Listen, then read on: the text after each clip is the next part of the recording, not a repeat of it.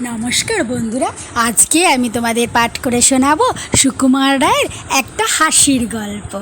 তোমরা তো সবাই জানো, হাসির গল্প শুনলে আমাদের প্রত্যেকেরই মন খুব ভালো হয়ে যায়। তবে শুরু করলাম আজকের গল্প পাঠ, সুকুমার রায়ের হাসির গল্প ডাকাত নাকি। হারুবাবু সন্ধ্যার সময় বাড়ি ফিরছেন। স্টেশন থেকে বাড়ি প্রায় আধ মাইল দূর। বেলাও প্রায় শেষ হয়ে এসেছে। হারুবাবু তাড়াতাড়ি পা চালিয়ে চলছেন। তার এক হাতে ব্যাগ আর এক হাতে ছাতা।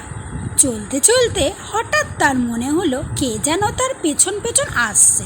তিনি আর চোখে তাকিয়ে দেখেন সত্যি কে যেন ঠিক তারই মতন হন নিয়ে তার পিছন পিছন আসছে।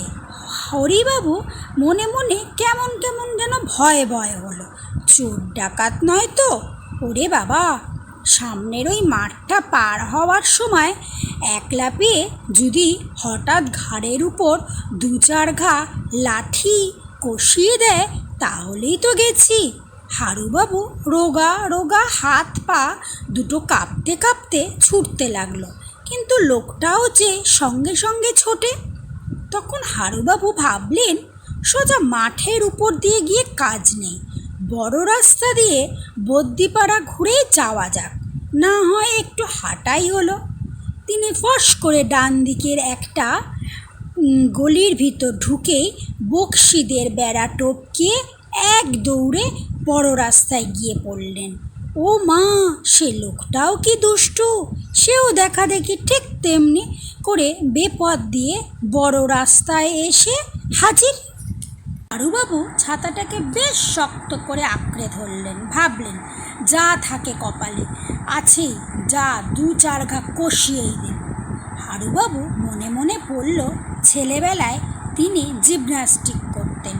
দু তিনবার তিনি হাতের মাসুল ফুলিয়ে দেখলেন এখনও শক্ত হয় কিনা। আর একটু সামনেই কালীবাড়ি।